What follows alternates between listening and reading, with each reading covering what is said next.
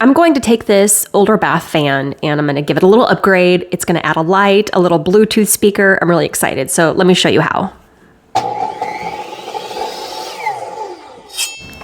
First thing, let's go ahead and turn the breaker off to that bath fan. Next, let's go to where your exhaust fan is located. So I'm up in the attic, and if you can't see where it's at because maybe you have blown-in insulation covering it like mine, you're gonna find the exhaust pipe and then just follow that down to where it ends. So let's brush away this insulation here so we can clear it out of the way. I definitely would recommend wearing gloves, even long sleeves if it tends to bother you. I have a mask and some goggles on as well because this is just creating tons of insulation dust all over the place.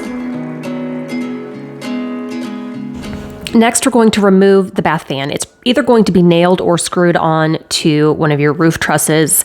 And so I'm just taking a little screwdriver here since mine is screwed in, and we're just going to remove the fan from the wood bracket that it's held on to. I couldn't get the electric screwdriver at an angle to get mine out, so I ended up using just a little manual screwdriver.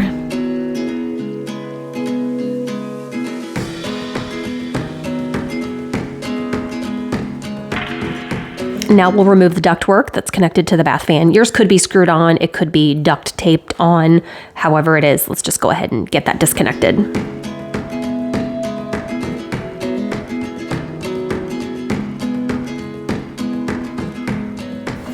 Now that I've got the bath fan disconnected, we can pull it out of the hole in the ceiling. And I'm going to flip it over here, and now I'm going to work on getting the wiring disconnected. At this point, I like to take a voltage detector pin and just confirm, double check that there's no power going to the unit. Next, I'll unscrew this little wiring trapdoor, so to speak, and get that out of the way, and then we can pull the wires out.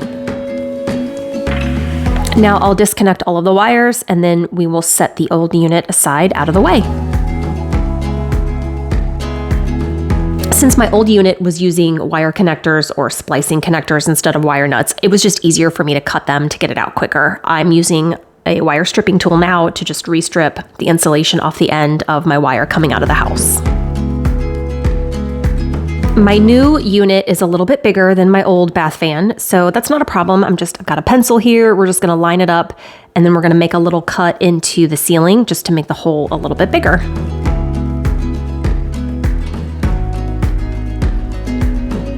So you can see my marks here. We're gonna cut along two sides. To make this easy, I took a drywall saw and just cut into the corners of the two sides that I'm going to be cutting out. And then I took a razor knife to score along the line that I had made with the pencil. I'm just using a level that I had on hand to help guide me and give me a straight edge. And then I'm just going to snap the drywall down since I scored it, and then take the utility knife to cut the rest of the paper on the back.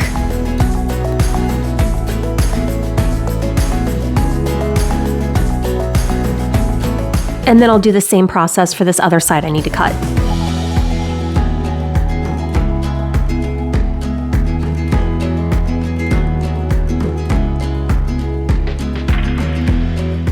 Now that I've got the hole cut in the ceiling a little bit bigger, we're just gonna dry fit and make sure we are good to go.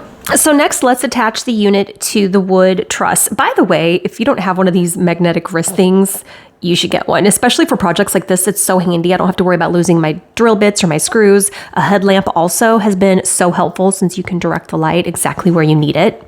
I'll drop links to these that I use all the time below. And now we're going to screw the bath fan into the wood truss here. I do have my husband underneath in the bathroom holding it up so that it's steady, and then I have a level on it to make sure that we're level.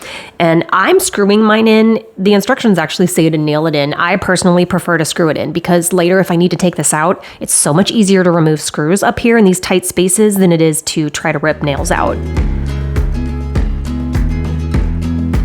Now let's move on to the wiring. My old bath fan was a fan only. This new unit is a fan and a light, and it's got one black, one blue, and two white wires. And the wiring in my house only has one black, one white, and one ground or copper wire. Since I only have one switch in the bathroom operating this, I'm gonna have to wire it up to where the fan and the light are going to always operate at the same time. So that means I'll take the two white wires on the bath fan and put it on the white wire on my wire coming from the house.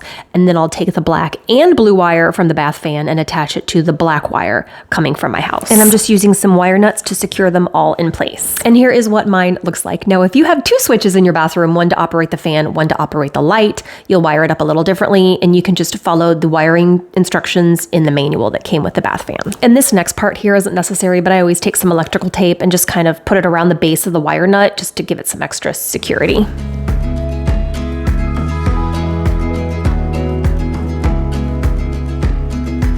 And finally, for the wiring, I'm taking the ground copper wire coming out of the wall from my house, and I'm attaching it to the green ground screw that is located on the bath fan. And then we'll tuck all of the wires into the unit and then screw that little metal door back down. Now we'll finish up and get that ductwork hooked up. So we'll just attach this little plastic piece that came with it. Connect my exhaust duct to it, and then I'm just going to take some duct tape and secure that all the way around.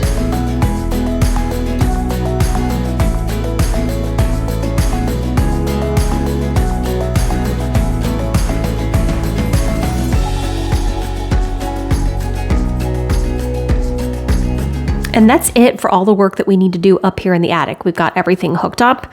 We can go ahead and put the insulation back over it. In the bathroom, we can install the cover here. You can see here from the underside where my drywall paper ripped a little bit when I was cutting it. I'm not worried about that. I think this cover is going to be big enough to cover that up. If not, I can always patch it up.